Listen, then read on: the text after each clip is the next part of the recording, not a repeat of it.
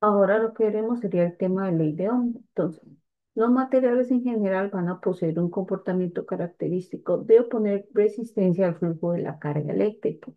A esta propiedad la vamos a llamar resistencia y se representa con una R. Este dibujo es la mejor forma de verlo. Vean que la tensión está tratando de empujar a la corriente y el material lo que impide es su paso. Entonces, hay materiales que tienen una resistividad o una resistencia muy alta y hay materiales que tienen una resistividad o resistencia muy baja. Esta resistividad, que la vamos a llamar ρ, es la resistividad, es una característica de los materiales y la vamos a medir en ohmmetros. Los buenos conductores, como el cobre y el aluminio, tienen una baja resistividad, por tanto, las resistencias van a ser menores. Mientras que los aislantes, como la mica, el papel y la madera, tienen una alta resistividad. Entonces, el elemento del circuito que se utiliza para modelar el comportamiento de la resistencia a la corriente de un material es el resistor. ¿Cómo vamos a obtener esa cantidad de resistencia o de, sí, de resistencia? Entonces, los resistores van a estar acompañados de el área, que sería una sección transversal, el material con resistividad ρ, ¿verdad? Entonces, vamos a tener que esa resistencia va a ser ρ por la longitud del material entre el área de la sección transversal. ¿Cómo los modelamos en circuitos? De esta manera. Es la resistencia, y recuerden que la resistencia habíamos dicho que es un elemento pasivo. Al ser un elemento pasivo, la corriente va a entrar por el positivo de la tensión, según la ley pasiva de signos. Eso significa que su potencia va a ser positiva y por tanto ella absorbe. Entonces, la ley de Ohm lo que establece es que la tensión a lo largo de un resistor es directamente proporcional a la corriente que fluye a través de ese resistor. Entonces, ven que aquí estaría el resistor, aquí estaría la corriente que va fluyendo a través del resistor y su tensión. Como decíamos, ambas flechas están en positivo, por tanto es un elemento pasivo y consume potencia. Su potencia queda positiva. Vean que por tanto la resistencia denota la capacidad de un elemento de resistirse al flujo de corriente eléctrica, se mide en ohms. Esta fórmula podemos utilizarla para obtener la tensión si tenemos corriente y resistencia, la corriente si tenemos tensión y resistencia, y la resistencia si tenemos tensión y corriente. Por tanto, esta ley es como la más básica que vamos a ver.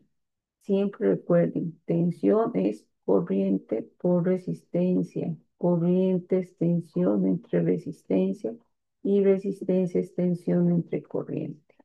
¿Qué pasa con este tipo de elementos? Recordemos que hay unos elementos que, según dijimos, tienen una resistividad muy alta y hay otros elementos que tienen una resistividad demasiado baja.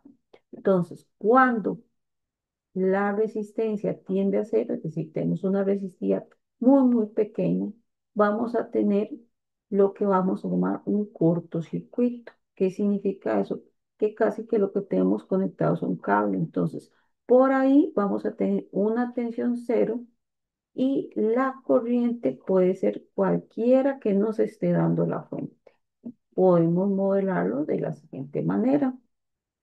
Tenemos el circuito, ¿verdad? Que en este caso va a ser una caja negra y está conectado a una resistencia de igual a cero. Por acá va a viajar toda la corriente que nosotros queramos, idealmente, pero vamos a tener que en este cable de esta terminal a esta terminal, que serían los nodos que conectan al resto del circuito, vamos a tener una tensión cero. Ahora, más bien vamos a tener que, cuando la resistencia tiende a infinito, es decir, tenemos una resistividad demasiado alta, la corriente que va a poder viajar por ahí va a ser cero. Por tanto, vamos a poder tener una tensión cualquiera, es decir, todo lo que hay de este lado conectado en paralelo al circuito, de que aquí estarían los dos nodos, ¿verdad? Lo que está paralelo a él va a ser la tensión que tengamos entre estas dos terminales y la corriente va a ser igual a cero. Tomen esto en cuenta, vean que entonces cuando la resistencia tiende a infinito es un circuito abierto y cuando la resistencia tiende a cero es un cortocircuito.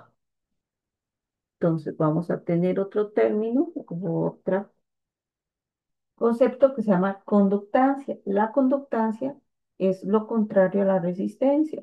Es la capacidad de un elemento para conducir corriente eléctrica. Se mide en mos, vea que hasta está escrito al revés, o Siemens. Entonces vean que si la corriente en la ley de Ohm era U entre R, aquí la corriente va a ser G por V, que sería G1 entre R.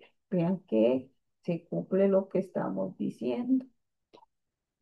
Vamos a tener que si la potencia es V por I o I al cuadrado por R o V, que sería la tensión al cuadrado entre R, la potencia con conductividad vamos a tener que va a ser V por I, entonces va a ser V por V al cuadrado G, y si es con I, va a ser I al cuadrado entre G. ¿Les queda alguna duda de esta parte, chiquillos? Todo claro, profe.